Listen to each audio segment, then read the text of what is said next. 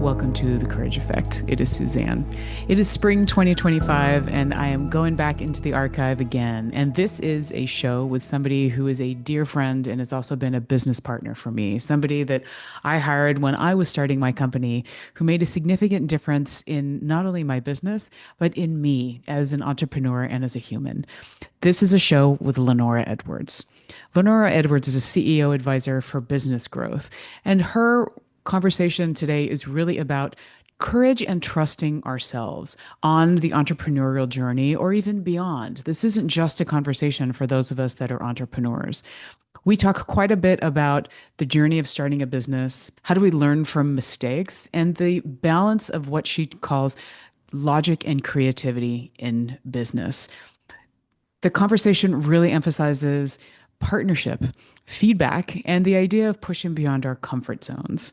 Some of my favorite sound bites from this show are her saying, trust yourself and trust your instincts. And I think my all-time favorite in this show is, what could this be? The idea of thinking about what you might be able to create and not limiting yourself. It's a fantastic conversation that still resonates, and I'm sure that you will enjoy it. Thank you for being here.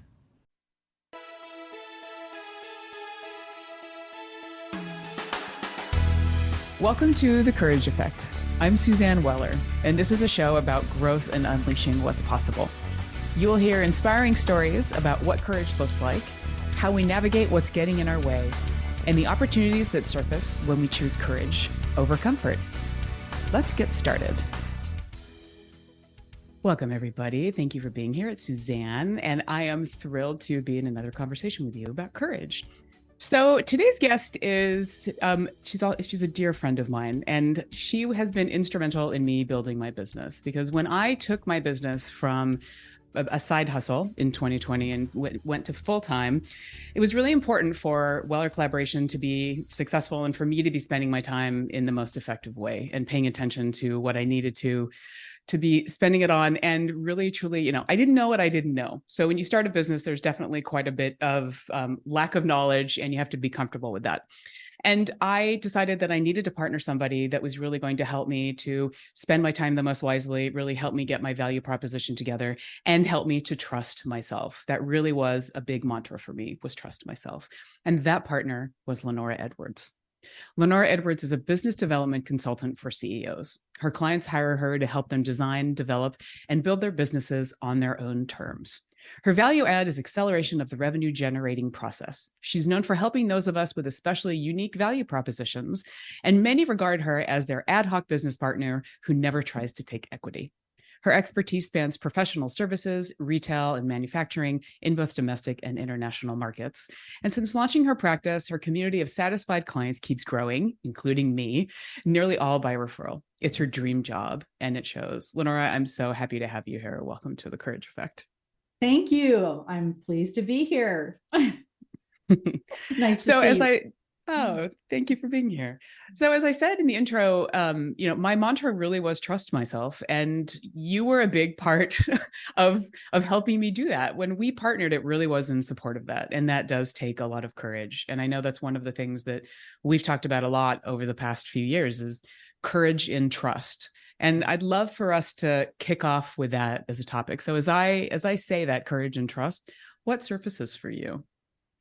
Well, it's the idea of honoring what's already there, what's valuable, and what you know to be true and what you feel to be true. And it's really hard to do in a society that we're in, which is all about, looking around and comparing and not necessarily and saying, oh, is that a best practice? Is that a better way to do it? Or being competitive rather than going inside and saying, I feel this and sense that, therefore the action I take will look like this, which will serve me and who I'm serving very well. And that was something I really admired about you from the get-go. You had a formidable corporate background. So you had a lot of business experience. So you came to the table just with lots of insights and skills and habits that lent themselves to being an entrepreneur and owning your own business and growing it. Thank you for that. It's so interesting though. I mean, and you know this as well, when you shift from, relying on that paycheck, even though you're hustling for it, when you're hustling for yourself, it is definitely it's a different set of rules. And I mean, I remember you saying to me, let's figure this out together. And that was music to my ears. And I knew, I was like, okay, this is the right person. Yeah. Yeah. Well, and let's figure it out together includes you and relying on your experience and your intuition and what you're sensing, because, I've had plenty of times where clients have said, I just love what you came up with, as we roll out an initiative or come up with a hypothesis for marketing. And I go, I didn't come up with it. Actually, it was something you shared. And, it's now been merchandised into something that's appropriate for this time. And I could see the enthusiasm you had and the excitement and also the passion for it, which to me means there's a lot of belief and that courage to go forward. And let's face it, starting a business is a leap of faith. And we have to keep going back to, okay, if I'm going to do this, why is it going to work for me? I have no evidence that it's going to work for me because I have not yet gained that. So it's all about, you got to trust what's inside. You got to have a bit of faith. And you also, have the benefit, like you did in general, people who have corporate experience, who have other experiences where they were successful, even if it's not corporate, it's just other experiences where they were successful. It's like, we have to go, okay, why would I suddenly be a big old flop? Right. Yeah. So, but it does take courage to do it, because most people don't take that route. They will go to the self-doubt. Here's how someone else is doing it better. I don't have these things. It truly does take courage to trust yourself and to trust someone else to figure something out. Well, and I think that's one of the magic things that you bring to the table too, is that you don't make people feel bad for what they don't know. And it's, I mean, as you sort of said, the idea of being comfortable with what you don't know, that's okay, because you can learn it, because you do have some of those background, those chops of what you've done in the past to really be able to build on. Yeah. And there are instincts, that you're in the habit of using and navigating your life with. I also like to build on strengths, what's there, and not worry about what's not there, because like you said, it can be learned, or you can hire someone to help you with that other part.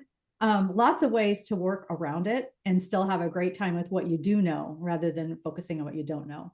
Yeah. And I'd love to hear a little bit about your instincts, when you started trusting them and you actually went out on your own. Oh my gosh. Yeah. I was in the corporate world for about 15 years, and I worked for all kinds of different people as I, climbed the corporate ladder and got different experiences. And I was really fortunate because I was appointed a few times to behave and do things in roles that had never been created before. And so after a while, I was like, that's what consultants do, like, what, maybe this is what I should be doing. And what I noticed every time I stepped into one of those corporate roles where there was like a need, there was a dire need. There was a time when the department store retailer I was working for was moving from a union-based, company-owned distribution facility to outsourcing to a non-union based. So the rules are totally different, how people are motivated to respond and get things done. And I had to go in there with a small team of 3 others and help get things on track quickly, because there was a learning curve for this new company. So again, I had to rely on what's worked in the past in other roles I had. And I also got to rely on this great team of people. I have to say there was a shortage of mentors in that role, because warehouse operations and merchandising people think very differently. So we put our heads together and did that. So there were times like that. But then, one of my most remarkable things that I lean on is a time when I made an error in buying. And I was I was working on some reorders, and I dictated the wrong columns of numbers to my factory representative. And therefore we ended up with like triple the amount of triple the amount of inventory that we should have had, that was coming on a boat from overseas. And I caught my error, and let him know. He was like, I can't undo this. This is terrible. So sort of like how you and I began, it was like, well, let's figure this out together. So he and I talked through what the options were. And his main thing was, I can't lose face with this factory. And my main thing was, even though my company would allow me to cancel these orders, I would feel terrible about it. And it's not the kind of partner I've been with you. So let's do something in the spirit of partnership. So we figured out a way that he could warehouse. He happened to have a warehouse this product in the United States, and I would place weekly orders. and bring in those reorders quickly and fill in. And, we ended up exponentially growing that category because I was filling in the merchandise faster and there were no holes in the customer experience. So didn't have any lost opportunity costs there anymore. So it worked out. We became really good partners working together. In fact, I eventually designed a job description for myself and invited myself to go work for him. And I was his first director of marketing in his importing firm. So that was a real boost to take this really scary and very embarrassing mistake and doing that and like coming up with a solution collaboratively and it being a success story for both of us. And then it was a great partnership and we co-created a lot of growth. First for my company and then for his company when I joined. After a while, like taking the leap and moving over to self-employment, I started realizing that my instincts were really good and I had enough experience to be trusted to go in and figure out what people would need. And this is something a lot of my clients are nervous about, and I don't blame them because I have experienced it myself. The idea that someone's just told me what their problem is, I don't necessarily have the direct experience. Like I can't say I actually solved that exact problem. I have to have the courage to step forward and say, I can figure out how to solve this problem, especially in partnership with someone where we both see the same issues and we both have the same desire for the outcome. And over again, every time I approach a new client, every time I started my business, and I did restart it following the the 2001 .com bust. And so there were issues about I've never done this before. And I had to keep saying, you know what, your talent is for figuring it out. And actually, I'd say that's what all my clients have as well. When we work together, I'm just accelerating that path so that they can have more fun in the profit sooner than planned.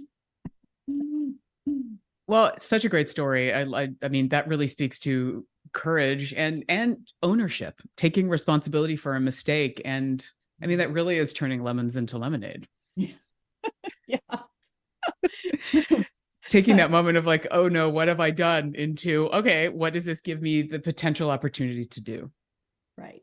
And that potential, that's where all the fun is the idea of, well, what could this be? And sometimes we have concepts, ideas of how it's going to be, and it actually turns out better because we got creative, or maybe there was something that came up that made us be a lot more resourceful than we planned.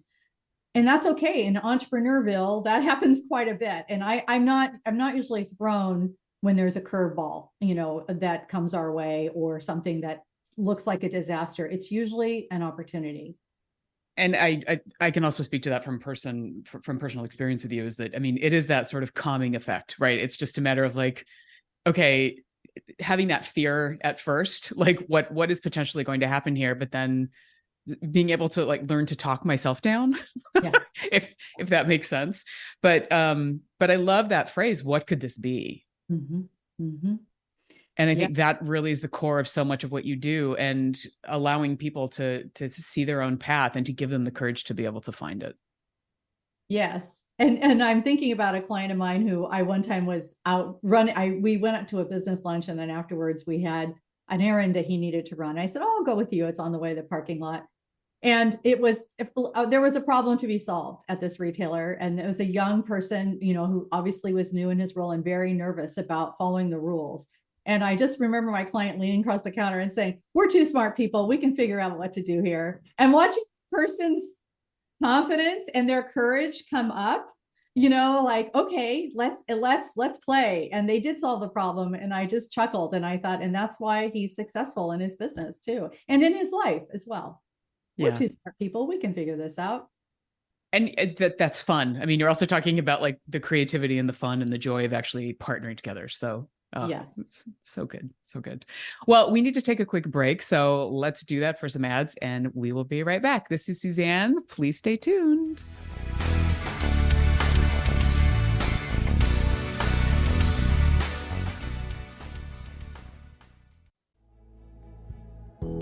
Each episode of The Courage Effect offers you a chance to meet inspiring guests, hear their stories, and spread what we call courageous contagion. The podcast's mission is to amplify courage in your lives, workplaces, and communities. So how can you be a conduit for courage and support this podcast? The best no-cost way is simple. Subscribe or follow The Courage Effect and leave a comment or a review. You taking the time to do this helps us get the word out, to reach more people and amplify what's important to you. It also ensures that you won't miss any future episodes. I'm so honored that you're a part of this community, and I'm glad you're here. Now back to the show.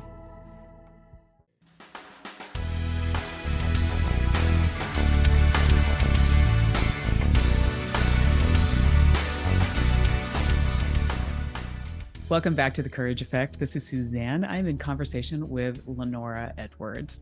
So Lenora, in your business, because you really are partnering with entrepreneurs to prosper on their own terms, that takes, as we talked about before, courage, but it also, it puts you in the role of not just supporting people, but pushing people out of their comfort zone and into a space where, they'll start to really trust themselves.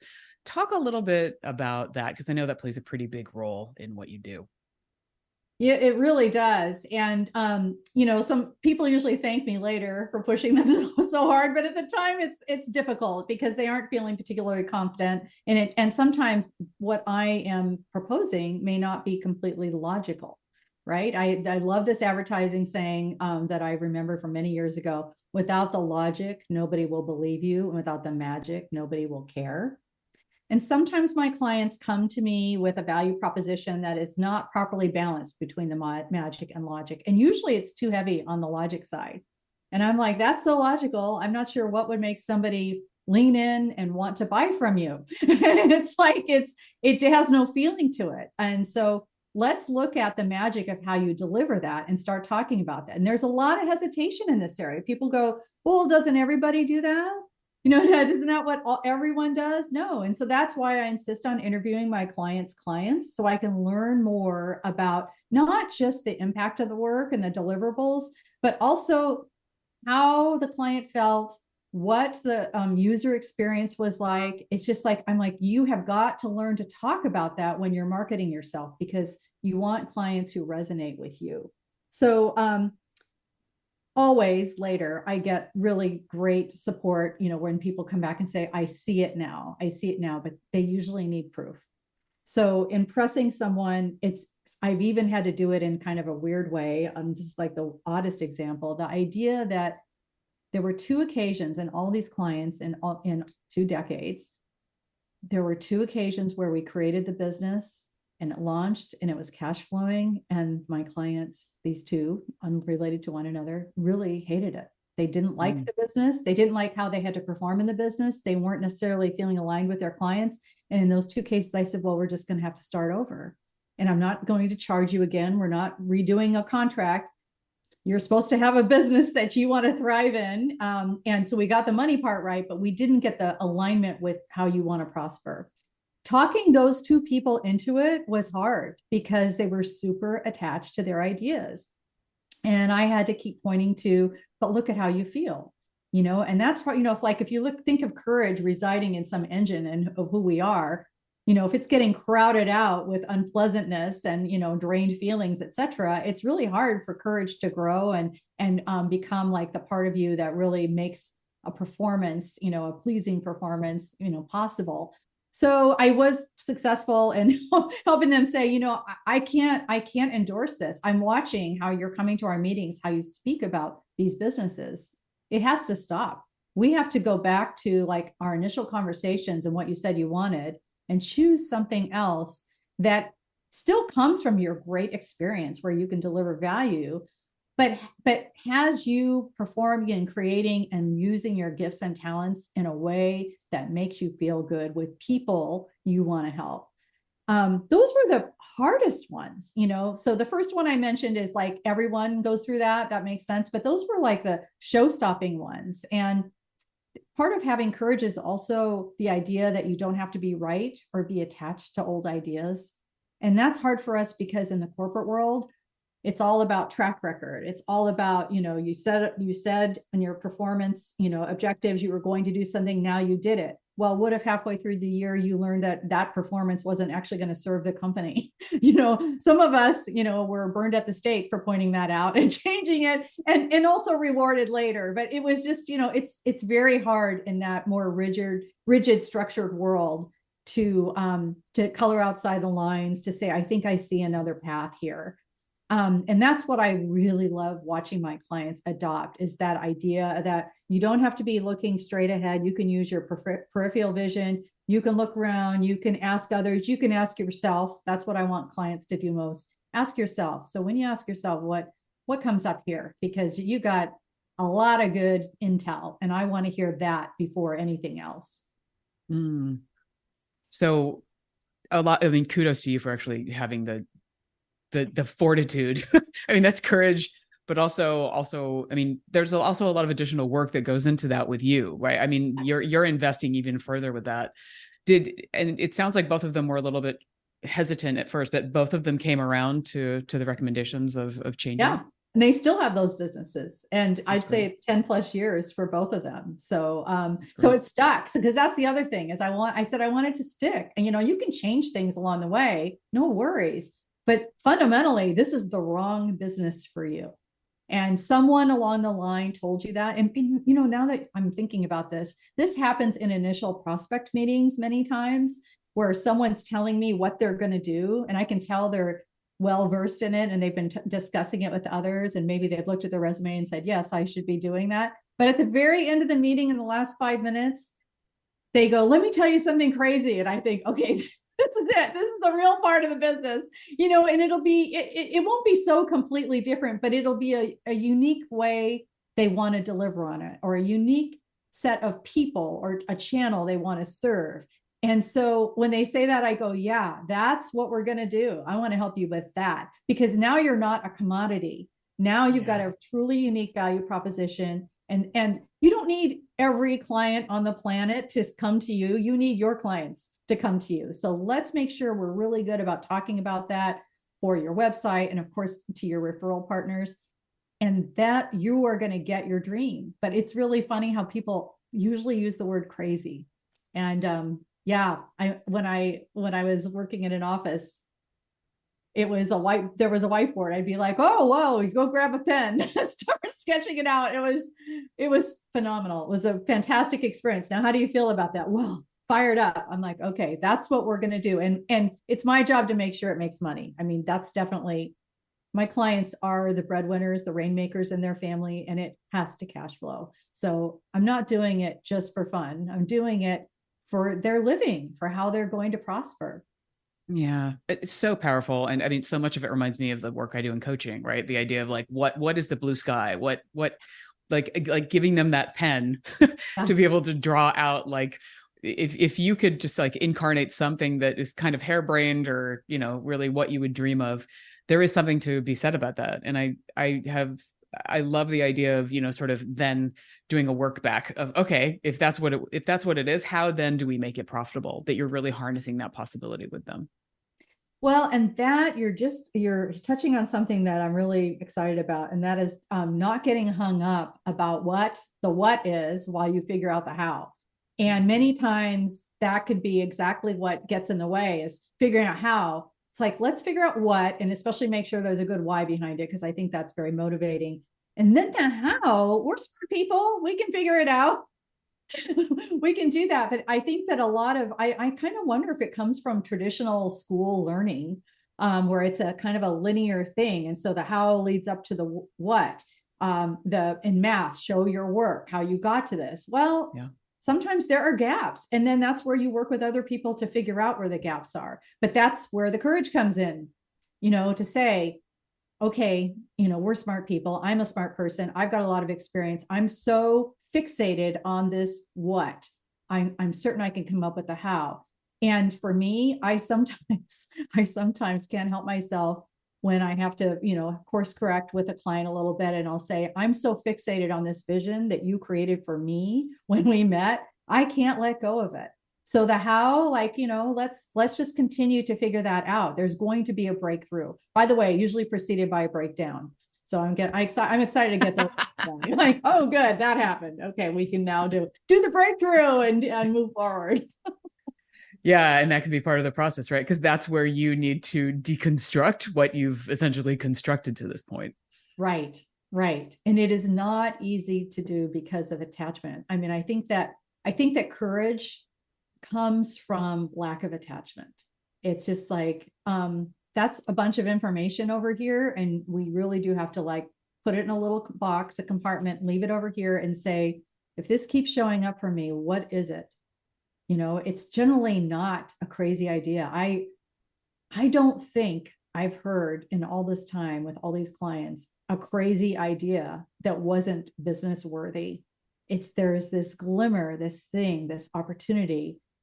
And it's like, okay, I can usually help them find the gold in it. And the other thing that happens, even with like kind of concrete things like writing back and forth, like the messaging and how it evolves over time. And you and I did that. We riffed on some messaging in the very beginning.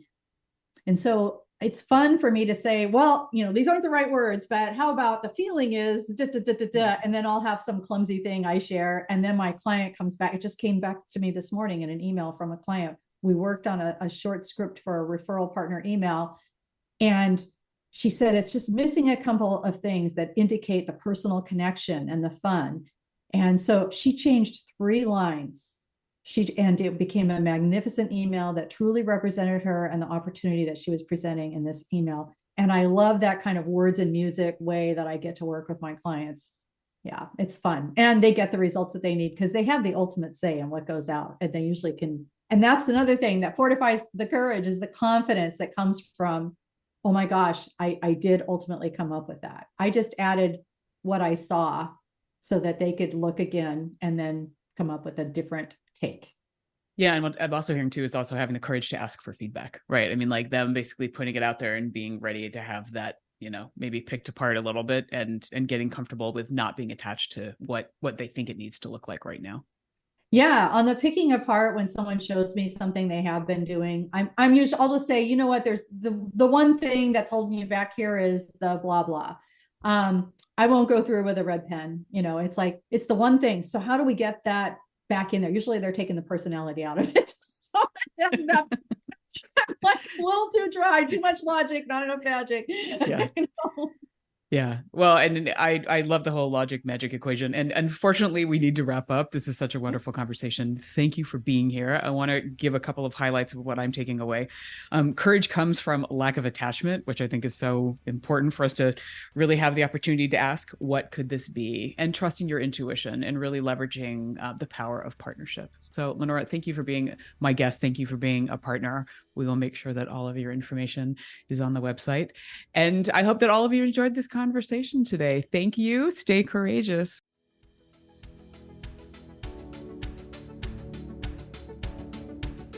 The Courage Effect is brought to you by Weller Collaboration. We partner with individuals, teams, and organizations to enhance leadership, increase agility, and build effective teams. More information about us is available via the links in our show notes. Please spread the word about the Courage Effect. Rate and review your favorite episodes on iTunes or your favorite podcast platform. Share with your colleagues, family, and anyone in your universe who might be inspired by a good dose of courage. If you have feedback or stories to share about the show or would like to apply to be a guest, please contact us via our website. Benny Mathers is our producer. Dave Nelson composed our theme music. Alex Sandyforth is our administrative maven, and I'm your host, Suzanne Weller.